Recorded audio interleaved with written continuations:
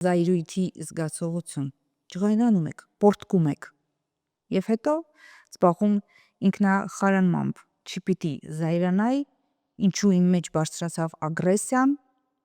դա նորմալ է։ Ես չեմ կարծում, որ մարդ կարող է ապրի, գոյատևի հանրության մեջ, ունենա շփումներ և երբևիցե չզայրանա։ Ագրեսիայի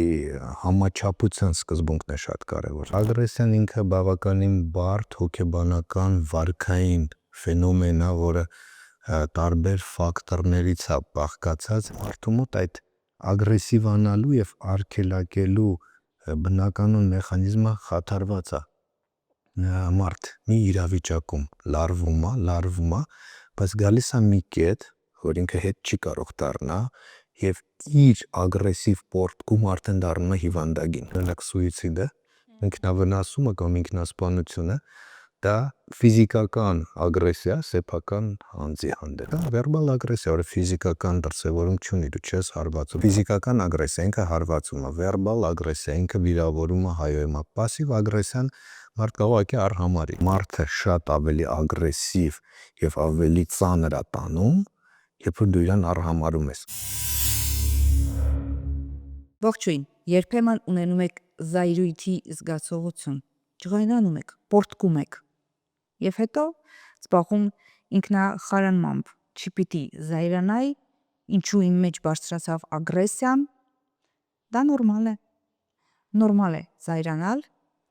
նորմալ է ունենալ նաև այս զգացողությունը։ Ինչու է դա այդպես լինում և որն է սահմանագիծը, երբ այլևս պետք է հասկանալ, որ ձեր մեջ կա ագրեսիայի մի տարր, որը մասնագետի ուշադրության կարիք ունի։ Եվ այսպես այսօրվա իմ զրուցակիցն է հոգեբույժ Վահան Սիմոնյանը, բարև ձեզ։ Բարև ձեզ, շնորհակալ եմ կրկին հրավերի համար։ Շնորհակալ եմ հրավերը ընդունելու համար։ Պարոն Սիմոնյան, այսօր մեր հասարակությունում, միգուցե նույնիսկ ամբողջ աշխարհում, կարծես թե ագրեսիայի չափաբաժինը բարձրացած լինի։ Շատ հաճախ ենք դրան հանդիպում ու բախվում։ Իսկապես այդպես է, թե պարզապես աշխարհը ավելի թափանցիկ է դարձել։ Միգուցե ես իմ սուբյեկտիվ կարծիքը կներկայացնեմ ձեզ, այն փոփոխությունները, այն կյանքի ընթացքը, արագությունը, այն բնական աղետները, պատերազմները, որոնք շրջապատում են մեզ, իհարկե իրանք նպաստում են նրան, որ մարդկանց մոտ այդ պաթոլոգիկ ագրեսիայի չափը ավելանում է, և իհարկե ես կուզենամ, որպեսզի մենք այսօր շեշտը դնենք և խոսանք ավելի շատ այն անառողջ ագրեսիայի մասին, որը մարդիկ ունենում են և արտահայտում են։ Եվ ո՞րն է այդ անառողջը։ Սկզբում խոսենք միգուցե անառողջի մասին։ Խոսենք, ագրեսիան ինքը բավականին բարդ հոգեբանական վարքային ֆենոմեն է, որը տարբեր ֆակտորներից է բաղկացած։ Ինքը ագրեսիվությունը ունի բազմաթիվ պատճառներ։ Օրինակ, եթե խոսանք պատճառների մասին, սկզբից հետագայում կխոսանք ձևերի մասին, թե ագրեսիա ինչ ձևեր են լինում, պատճառներից մեկն է կենսաբանական պատճառները։ Մենք գիտենք, որ ամեն մարդ ժառանգում է իր ծնողներից, իր նախնիներից որոշակի իր բնավորության գծեր և խառնվածքը, և որոշակիորեն իր ագրեսիվությունը պայմանավորված է իր գենետիկայով։ Ագրեսիվությունը կարող է պայմանավորված լինի կուլտուրալ և սոցիալական ֆակտորներով։ Մենք գիտենք, որ կան ազգեր և երկրներ, որոնք ավելի հարավային երկրներ, իրանք իր բնույթով ավելի շուտ բռնկվող են և ավելի ագրեսիվ են։ Նույնը մի երկրի մեջ առանց խարանավորելու երկրի տարբեր քաղաքներ, գյուղեր և չգիտեմ բնակավայրեր, կան բնակավայրեր, որտեղ մարդիկ, օրինակ Հայաստանից դուրս խոսակ, Սիցիլիայում համարում են, որ մարդիկ ավելի տաքարյուն են և ավելի հաճախ այդ պաթոլոգիկ ագրեսիայի ձևերն են արտահայտում։ Ինքը բավականին բարդ հոգեբանական ֆենոմեն է, այն ագրեսիան, որը մենք դիտում ենք որպես ինքնապաշտպանական, երբ որ մեր հանդեպ են ցուցաբերում ագրեսիա, մենք ի պատասխան այդ ագրեսիայի հակազդում ենք, և ինքը մի քիչ սահմանները դժվար է գծել, բայց համաչափության սկզբունքով մենք դա համարում ենք ավելի ռացիոնալ վարքի ձև, բայց կան ձևեր, երբ որ ագրեսիվությունը գրեթե նրա մեջ չկա պատճառ, որ մարդ բռնկվեց։ Հոգեբանական պատճառներից մեկը կարող է լինել, որ մարդ ունի բարդույթներ, ինքը հոգեբանորեն ձևավորված չի եւ ցանկացած այլ կարծիք, ցանկացած, չգիտեմ, հայացք, խոսք միգուցե կոպիտ, ինքը համարում է որպես պատճառ, որպեսզի ինքը իր ագրեսիան ցուցաբերի։ Մեկ այլ տարբերակ հոգեբանական պատճառներից դա այն է, երբ մարդ չգիտակցված մակարդակով փորձում է իր մեջ կուտակված հույզերը այդ ագրեսիվության միջոցով արտահայտի։ Ասենք այդ մարդը եթե գիտակցի, այցելի հոգեբանի, հոգեթերապևտի, իրենք կարող են դա վերհանեն, գտնեն ավելի ռացիոնալ տարբերակներ՝ սպորտ, բոքս, չգիտեմ ինչ որ մարզաձև եւ ինքը լիցքաթափվի, բայց շատ հաճախ չգիտակցված ձևով ինքը իր ագրեսիայով օրգանիզմը հանում այն ավելորդ հույզերը, որոնք կուտակվել են։ Այսինքն ագրեսիան կուտակային սկզբունք ունի մարդու համար, այսինքն մեկ իրադարձություն, մեկ նեգատիվ ինֆորմացիա կուտակեց, իրեն զսպեց, դա կուտակվում է մարդու մեջ, ապա պոռթկում Կա նման ձևը, երբ որ աստիճանաբար մարդ տարիների ընթացքում կաթիլ հավաքվում է այդ ագրեսիվությունը եւ շատ հաճախ նույնը ֆիլմերում դիտած կնեք, ամերիկյան ֆիլմեր կան նման սյուժեով, երբ որ մարդ, խելոք մարդ է, աշխատանքի տեղը նեղացնում են, ընտանիքում նեղացնում են, շրջապատում նեղացնում են, ամեն ինչ իր դեմ է, մի օր ինքը դառնում է, չգիտեմ, մարդասպան եւ ծայրահեղ ագրեսիվ մարդ, բայց կա մեկ այլ մարդկանց խումբ, որը ամեն փոքր առիթից ինքը ագրեսիվ է եւ միգուցե այդ մարդիկ, որոնք կուտակում են այդ ագրեսիան, իրանք հետագայում ավելի վտանգավոր պաթոլոգիկ ագրեսիա կարող են ցուցաբերել, քան այն մարդիկ, որոնք օրվա ընթացքում իմպուլսիվ են, խոսում են, վիճում են, բարիշում են, նեղանում են, Այսինքն մարդը ով քողարկում էր զգացմունքը բացասական զայրույթը քողարկում է, հետագայում պոռթկալու եւ վտանգավոր ագրեսիա դրսևորելու հավանականությունը ավելի մեծ է այս բնորոշական։ Այնուամենայնիվ ինքը հենց զայրույթ է։ Սա նորմալ զգացողություն է, որը բնորոշ է բոլորիս։ Այդպես է։ Չկա մարդ, ով չի բարկանում։ Եթե մարդ երբևիցե չի բարկանում, սա էլ պաթոլոգիա կարող եք համարել։ Ես չեմ կարծում, որ մարդ կարող է ապրի, գոյատևի հանրության մեջ, ունենա շփումներ եւ երբևիցե չզայրանա։ Ուրեմն ո՞րն է այս սահմանագիծը նորմայի եւ արդեն անոմալիայի, երբ մարդը բարկանում է, ինչ կերպ պիտի իր զայրույթը դրսևորի, ես չափի մասին նկատի ունեմ, որը համարվի նորմալ, առիթ ուներ, բարկացավ։ Մենք չունենք հստակ չափման միավոր, մետրեր, սանտիմետրեր, կիլոգրամներ, բայց հիմնականում այդ ագրեսիայի համաչափության սկզբունքն է շատ կարևոր։ Երբ որ մարդ անառիթ կամ չնչին առիթից մենք տեսնում ենք ամեն օր, ասենք ծնողների մի վարքային ձև, երեխան կպավ մի բանի, որտեղ վտանգ չկա, խնդիր չկա, կարելի է ասել մի արական ընդհանրապես լռել, բայց իրանք գոռում են, զայրանում են եւ երբեմն ձեռք են բարձրացնում երեխայի վրա, այդ դեպքերում մենք խոսում ենք ոչ համաչափ ագրեսիվության մասին։ Ագրեսիվությունը մեր զայրույթը պետք է լինի համաչափ իրավիճակին, այն սիտուացիային, որը ստեղծվում է։ Ես կուզենայի մի փոքր նաև մենք խոսայինք ագրեսիայի ձևերի մասին։ Օրինակ, ամենաանցանկալի եւ ասենց բացասական, թե հոգեբանական, թե իրավաբանական առումով դա ֆիզիկական ագրեսիան է։ Երբ որ մարդ այն օբյեկտի վրա, ում հետ կապված խնդիր ունի, դա կարող է լինի այլ մարդ, դա կարող է լինի, չգիտեմ, այլ օբյեկտ, կենդանի, անշունչ ինչ որ առարկա, ինքը կիրառում է ֆիզիկական ուժ։ Եվ դա ագրեսիայի ամենավատ, ամենաբարդ եւ ամենաանցանկալի տարբերակն է, երբեմն մարդ այդ աուտոագրեսիա կոչեցյալը կա, երբ որ ինքը ագրեսիվ ֆիզիկական ագրեսիա իրականացնում իր հանդեպ, նույնօրինակ սուիցիդը, ինքնավնասումը կամ ինքնասպանությունը, դա ֆիզիկական ագրեսիա սեփական անձի հանդեպ։ Երբ հասկանալ, որ դիմացինդ կամ դու ինքդ ագրեսիայի սահմանագծի վրա ես։ Սովորաբար մարդ զգում է, որ այլևս համբերությունը մոտենում է սահմանագծին, նա սկսում է բարկանալ։ Այսինքն շատ թեքիչ վերահսկում է իր զգացողությունները, այդ պահին ծագած մտքերը։ Ինչ է զգում մարդը, երբ աստիճանաբար ագրեսիվանում է, զգում է, թե մարդը կարող է և լինել բացարձակ առողջ հոգեկան առողջության տեսանկյունից, բայց և պահի տակ բռնկվի և չտիրապետի իրեն։ Ես պատասխանեմ ձեր հարցի, բայց ես վստահ եմ, որ դուք նույնպես այդ զգացումները զգացել եք եւ չկա մարդ, ով դա չի զգացել, դրանք վեգետատիվ է, մենք մարմնական զգացումներ ենք ունենում, այդ պահին մենք կարող ունենանք արագացած սրտխփոց, մենք կարող ունենանք տաքության զգացում այտերի շրջանում, մենք կարող ենք քրտնել ավելի շատ, մեր վերջույթներում կարող է դողի հայտ գալ եւ այդ բոլոր նշանները ուշում են, որ ագրեսիան արդեն բավականին բարձր աստիճանի վրա է եւ կան որոշակի հոգեկան խանգարումներ, ամեն դեպքում ես հոգեբուժ հոգեբան չեմ, հոգեբուժ եմ առաջերտին, օրինակ անձի խանգարումները կան անձի սահմանային խանգարում, անձի հակասոցիալական խանգարում, որտեղ մարդու մոտ այդ ագրեսիվանալու եւ արգելակելու բնականon մեխանիզմը խաթարված է, մարդ մի իրավիճակում լարվում է, բայց գալիս է մի կետ, որ ինքը հետ չի կարող դառնա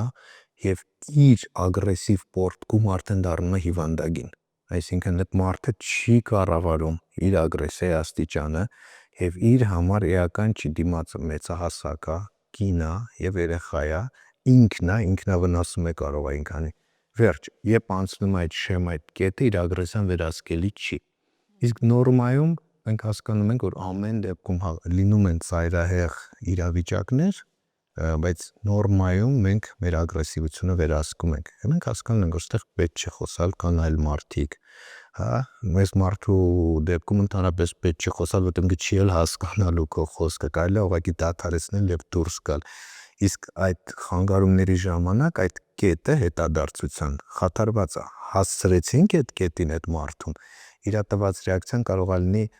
անկառավարելի, անհասկանալի, շատ հաճախ նման խնդիր ունեցող մարդիկ ինքնավնասումներ են անում եւ ինքը ասում է, ինձ վնասում եմ, ցավ եմ պատճառում, որպեսզի սթափվեմ, լարվածությունը հանեմ, որպեսզի դիմացին այդ վնասը չհասցնեմ։ Ագրեսիայի բռնկումները, ագրեսիայի դրսևորումները երեխաների մոտ նույն կերպ են ընթանում ինչ-որ մեծահասակների մոտ, թե երեխաներին մի փոքր այլ է, որովհետև պակաս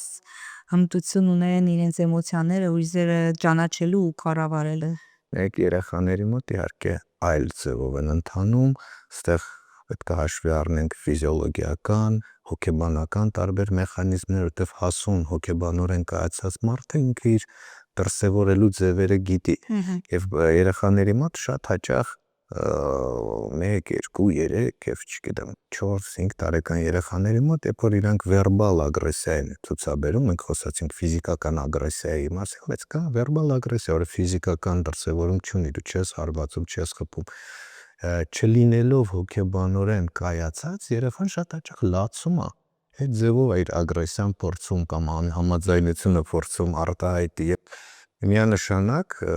իր ագրեսիայի դրսևորման ձևերը տարբերվում են հոգեբանորեն արդեն կայացած հասուն անձից։ Ինչ է կատարվում երեխայի հետ այդ պահին եւ հետագայում ինքնագնահատականի առումով, հոգեկան առողջության առումով, երբ նա պարբերաբար ենթարկվում է ագրեսիայի եւ չի կարողանում իր մեջից հանել այդ նեղացվածությունը, անազնվությունը իր ընկալմամբ իր հանդեպ։ Մենք շատ լավ հարց բարձրացրեցիք, մենք խոսեցինք հոգեբանական մեխանիզմների մասին, ագրեսիայի ձևավորման, ագրեսիվ վարքագծի դրսևորման եւ հաճախ մանկական հոգեբանները, հոգեբուժները, երբ որ դատա հոգեբանները, երբ որ ագրեսիվ հանցանք կատարած մարդու դեպքը վարում են, ուսումնասիրում են այդ գործերը,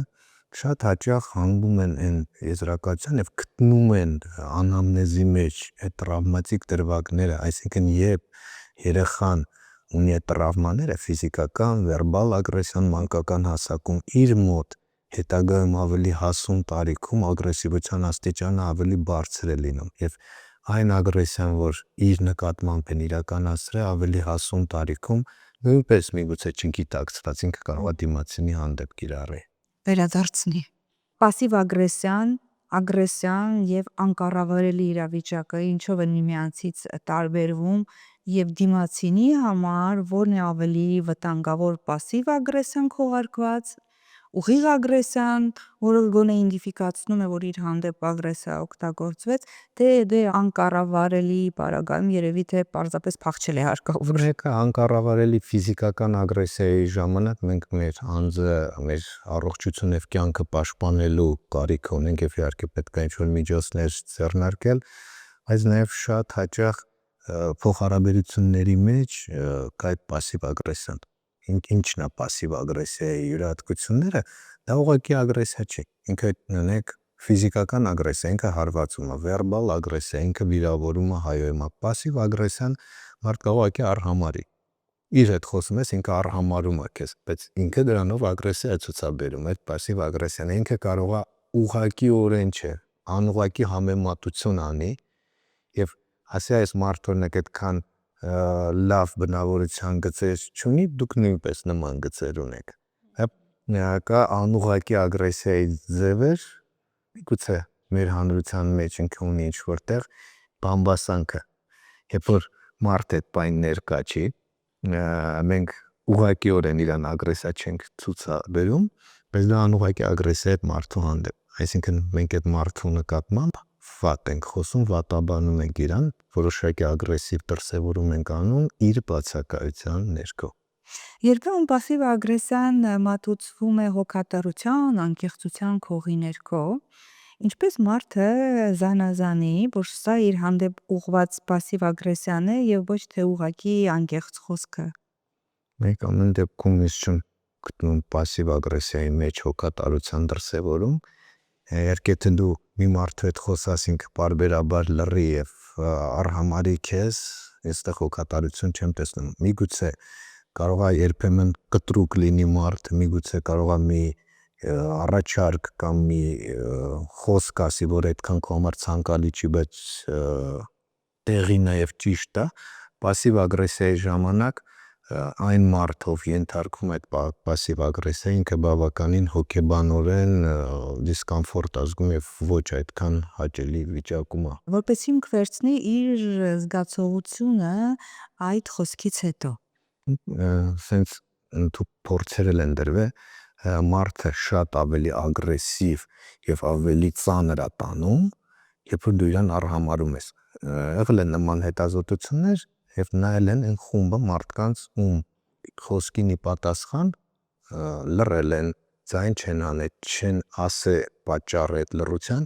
դա իրենց ավելի է զայրացրել, քան այն մարդկանց, ում ինչ-որ մի բան արգելել են, բացատրել են, մի քիչ կոպիտ են եղել, դա շատ ավելի հեշտ է տանելի եւ մեր հոգեբանության համար ավելի ընկալելի է, քան թե պասիվ ագրեսիան, որտեղ ամեն դեպքում ինքը դրանով քեզ պատժում է, ինքը դրանով քեզ ինչ-որ մի բացասական էմոցիա ուզում տա, բայց դիմացի մարդը չի հասկանում տրամաբանությունը եւ այդ անորոշությունը մարդու մոտ առաջացնում է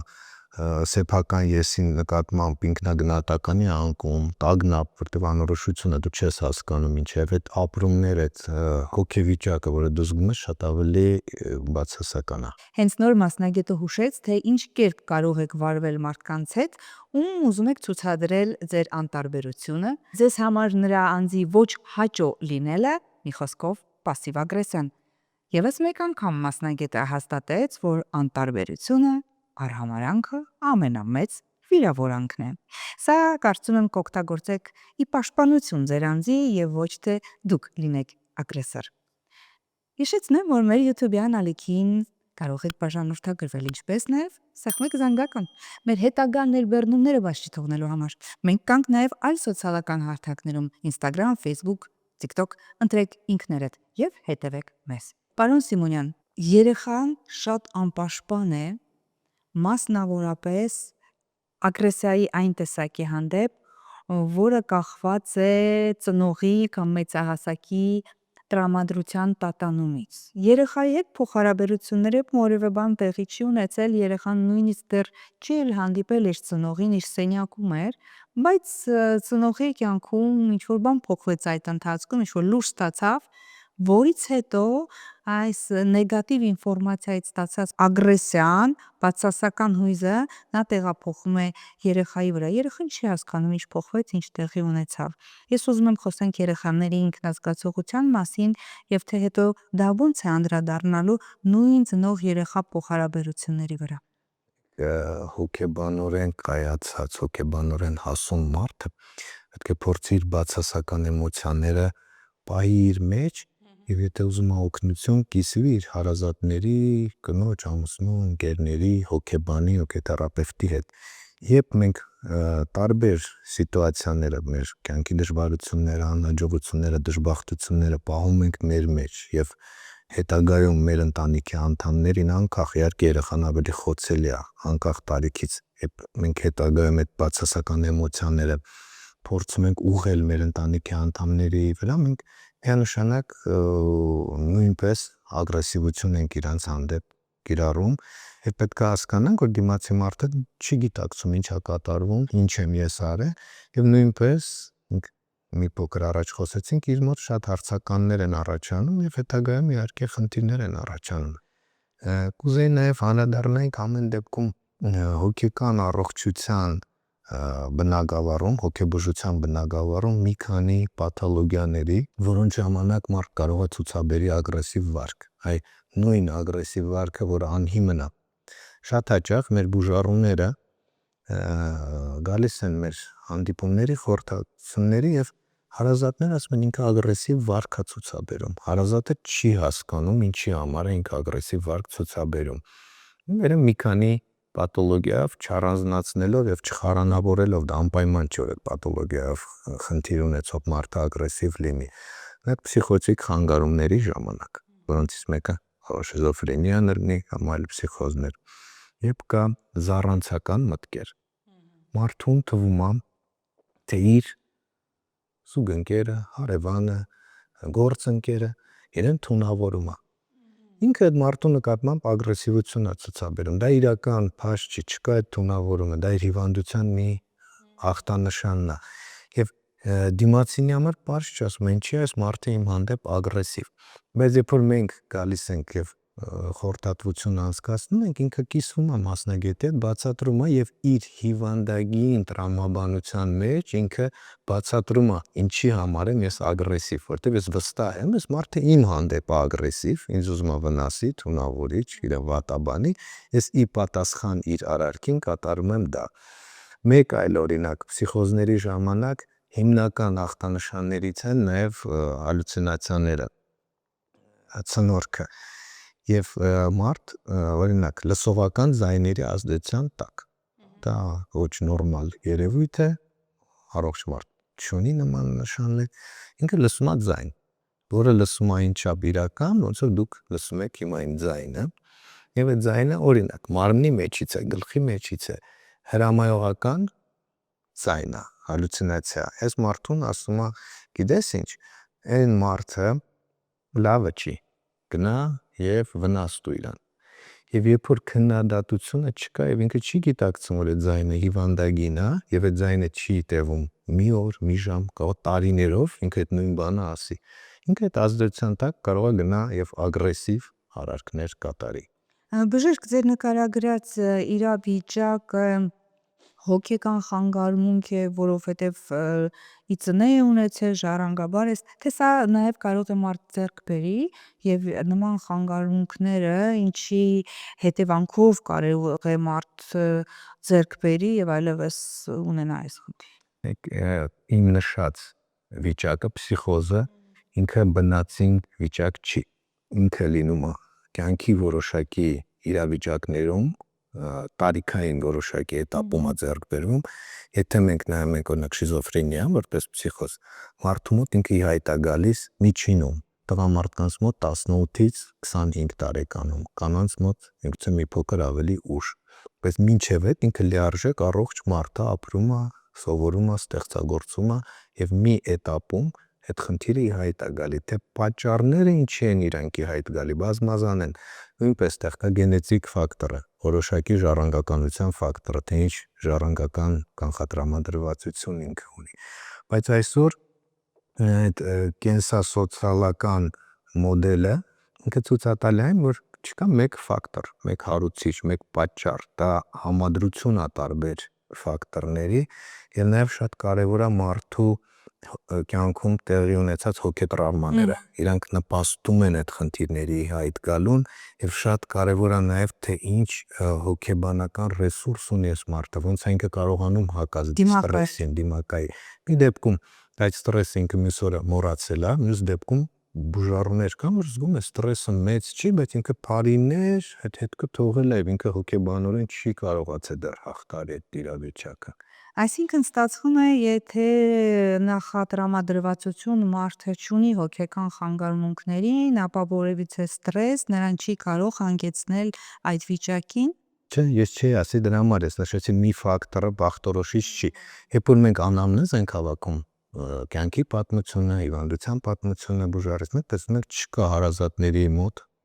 չկա որևէ, ասենք օրինակ շատ հաճախ թմրանյութերի օգտագործումը կարող է նպաստի, ծննդաբերական տրավմաները, հասուն տարիքում կտվի տրավմաները կարող են նպաստել։ Մենք տեսնում ենք, որ որևէ մի պատճառ մենք չենք գտնում։ Նայում ենք հոգեբանորեն տոկունա կարողանում է հակազդի ստրեսներին, բայց հարյուտես մարդու մոտ այդ խնդիրը հայտ եկա։ Ուրեմն ասեմ, նշած ֆենոմենները իրանք ավելացնում են հավանականությունը, բայց հստակ կապ մենք չունենք։ Կուտակված է ագրեսիան, ագրեսիվ պարբերական պոռթկումները կարող են մեզ համար հուշող հանգամանք հանդիսանալ, որ այլ խնդիր էլ կա հոգեբանական կամ հոգեկան առողջության հետ կապված, թե սա մի ինքնուրույն միավոր է ագրեսիան, որը հենց այդքանով է սահմանափակում է եւ այլ կպչուն մտքեր, այլ հոգեկան խանգարումներ կարող է։ Շատ լավ հարց բարձրացրեցիք դուք, ագրեսիան հոգեբուժության մեջ չի դիտվում որպես նոզոլոգիա, որպես առանձին հիվանդություն։ Դա ընդհանրապես տարբեր հիվանդությունների մեջ մի ախտանշան է, տասնյակ ախտանշանների նման մի ախտանշան է, եւ այստեղ շատ կարեւոր է, որպեսզի հանրությունը իմանա, երբ մենք տեսնում ենք այդ տարիքային խմբերում մարդու մոտ երբեմն անառողջ, անտեղի ագրեսիա, որը մեր տրամաբանության մեջ չի տեղավորվում, սա կարող է ընտանիքին, հարազատներին, այլ մասնագիտության բժիշկներին հուշել, որ միգուցե սա կարող է հոգեկան խանգարման պրոդրոմալ շրջանն է, նախանշանների։ Շատ հոգեկան խանգարումներ ենք չենք սկսում մի օրում, մի ժամում, ինֆարկտի, ինսուլտի պես։ Երբեմն այդ նախանշանների փուլը կարող է տարիներ տևի եւ իրանք աստիճանաբար զարգանան, ագրեսիվությամբ, քնի խանգարումներով, վարքային խանգարումներով։ Եվ շատ կարևոր է, որ նման ոչ adekvat ագրեսիվ պահվածքի ժամանակ այդ շրջապատը նույն ինքը մարդը ով ունի այդ հասկանը, միգուցե սա ինչ-որ խնդրի սկիզբ է արդեն։ Բժիշկ, երբ մարդ զգում է, որ այս շրջանում լարվածություն ունի, ավելի հաճախ է նյարդայնանում, գնում է դեղատուն եւ վերցնում է բուսական ինչ-որ հաբեր, թեթև հանգստացնող բուսական հիմքով, այո, եւ իսկապես դրանցի ընդունումից հետո իրեն ավելի թեթև է զգում, սրանք կախվածություն կարող են առաջացնել, թե ոչ, թե կարող են վերջնական ընդհակառակը խնդիրը լուծել։ Ուրեմն էական չի միջոցը բուսական ծագում ունի, թե քիմիական, միանշանակ բուժառուն պետք է դա ընդունի բժիշկների վերահսկողության ներքո, այսինքն պետք է լինի առաջին ախտորոշում, որից հետո բժշկի ցուցումով ինքը ընդունի։ Նայեք, շատ հաճախ մարդկանց մոտ տպավորություն է, որ բուսական դեղերը անվնաս են, անվտանգ են, քիմիական դեղերը անպայման վտանգավոր են, վնասակար են, առաջացնում են կախվածություն եւ խնդիրներ։ Դա թյուր ընկալում է, նման բան չկա։ Քիմիական դեղերը, բոլոր դեղերը մոլեկուլը ստեղծվելուց մինչև դեղատանը սեղանին դրվելուց անցնում է տասնյակ տարիներ եւ կլինիկական հետազոտությունների մի քանի փուլ են անցնում, որը մեզ թույլ է տալի գիտակցել դեղը արդյունավետ չի եւ ինչ կողմնակի երևույթներ կարող է ունենա։ Երբ դեղը քիմիական ծագման չի, բուսական ծագման դեղերը այդ պրոցեդուրան չկա պահանջը շատ դեղեր եւ դա իրանք չեն անցնում։ Եվ առաջին հայացքից բուսական դեղը, որը կարող է լինի անվնաս, անմեղ, ինքը կարող է բավականին լուրջ խնդիրներ առաջացնի, շատ լուրջ ալերգիկ ռեակցիաներ առաջացնի, գեպատիտներ առաջացնի, խնդիրներ առաջացնի։ Ուրեմն դրա համար պետք է չգնաք բուսականը անվտանգ է, քիմիականը վտանգավոր է։ Բուժումը պետք է լինի ըստ ցուցման։ Բժիշկը պետք է ախտորոշի, որից հետո պետք է ինդիվիդուալ բուժում ընտրվի։ Բուսական դեղերը փորձաքննություն չեն անցնում փորձաշրջան։ Ոչ, իրանք փորձաշրջան նման կլինիկական հետազոտությունների 3 շրջանը չեն անցնում, որով իսկ հնարավոր է որոշակի իհարկե մենք նայում ենք, եթե դա համարվում է բուսական դեղամիջոց, նշված է ցուցումները, հակացուցումները, ընդունման չափը, բայց այն խորքով եւ այն ծավալով հետազոտությունները, որ անցնում են քիմիական ծագման դեղերը, իրանք չեն անցնում։ Եվ ներկայումս Ամերիկայի Միացյալ Նահանգներում մոտեցումը արդեն գնում, որ նույն այդ արհեստական ինտելեկտով ախտորոշումները, բուժումները եւ նաեւ իրավաբանական խորհրդատվությունները վերացվի, որտեվ իրանք կարող են բավականին լուրջ խնդիրներ մարդու մոտ առաջացնել եւ հետագայում մարդիկ գիտեք այնտեղ շատ լավ դատապաշտպաններ կան եւ կարող են շատ մեծ գումարներ պահանջել նման վնասների համար, այսինքն մոռանում ենք ինքնաախտորոշման մասին, խնդրի դեպքում դիմում ենք մասնագետի, եթե խնդիրը արտահայտված է, դիմում ենք հոգեբույժի, եթե խնդիրը արտահայտված չի, դիմում ենք հոգեբանի։ Շնորհակալություն զրույցի համար։ Շնորհակալ եմ։ Եթե ունեք գանգատ ինքներդ ձեզանից, որ սկսել եք ավելի հաճախ նյարդայնանալ, դիմեք մասնագետին։ Իրավիճակը ավելի չբարթացնելու համար, որովհետև մեզանից շատերը շատ հաճախ իրավիճակը բարթացնում են տարական վախից չդիմելու մասնագետին։ Հանդիպելու ենք նաև հաջորդ ուրբաթ, առայժմ